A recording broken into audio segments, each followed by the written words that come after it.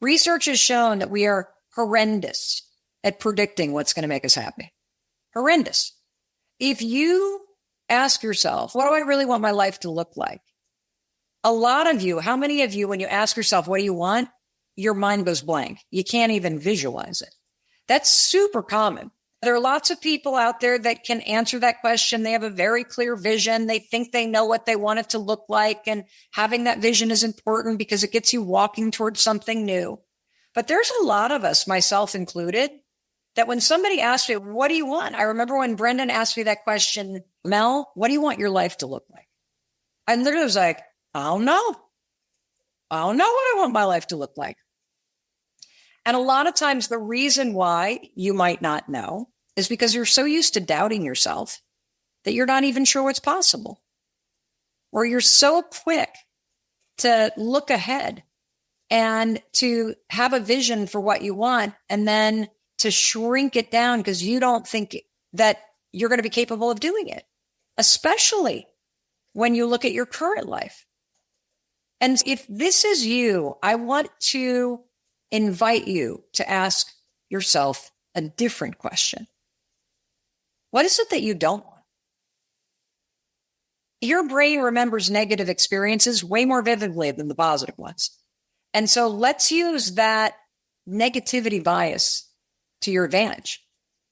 Write down some of the things, wherever it is that you're watching this, that you know for sure you do not want. For me, I knew for sure that I did not want to live on airplanes. And so that was very clear. My brain did not shrink that one down at all. I am like, you know what you don't want. That's where your clarity comes from. I do not want to be on airplanes. Now, here's the interesting thing. Identifying what I didn't want gave me clarity because I am sure I can feel it in my body. I need to be home on the weekends. I need to stop traveling so damn much. I need to be able to do the deeper work that I find really inspiring. I need to forge that direct connection with my audience and my followers. That's what I need to be doing. And I can't do that if I'm on a plane and I'm racing. So I knew that. But here's the interesting thing.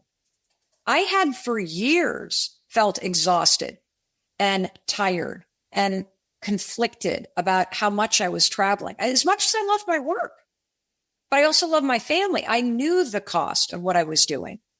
And look, I wouldn't change a thing because of everything that I learned and where I am today.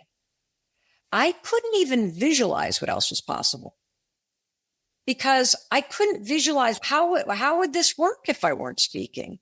Like, what is the business you literally, if you're this person and you don't know the answer or you don't trust the answer to what do you want your life to look like? That's the wrong question for you. Ask, what do you not want? And trust me, all that crap that you're going to write down, that's the truth. And now it becomes really simple. You got to actually organize your life to do the opposite of what you don't want. And when you flip it into, okay, if I don't want that, then clearly I want this. That aligns with what's true for you. Another powerful truth teller is your own jealousy. I feel like you guys are witnessing a therapy session at this point instead of a TED Talk. He jumped on. He's so happy and he's in his new studio and he's so excited. I love Brendan's energy. And I am 6 weeks away from moving into our place in Vermont and 6 weeks away from having my studio in place and 6 weeks away from my producer, Jesse, who's sitting on the floor of my mother-in-law's apartment here in southern Vermont as she's typing on for her having a desk there. I'm 6 weeks away from being in a studio where as the cloud passes by, you don't see the light dramatically change on the shot that you're watching right now. And so when Brendan popped in and he's all excited, what did I feel? I felt jealous. I felt jealous because jealousy is desire. Jealousy is a signal that there's something right there in front of you that is aligned with what you want. And what I so want is a home base and a home studio, and it represents being off airplanes. And so jealousy can also be a really good thing. And so that is mistake number 2, that a lot of times we ask the wrong question. asking yourself what you want, it doesn't work for everybody. So ask yourself, well, what do I not want? And what is it that I'm jealous of?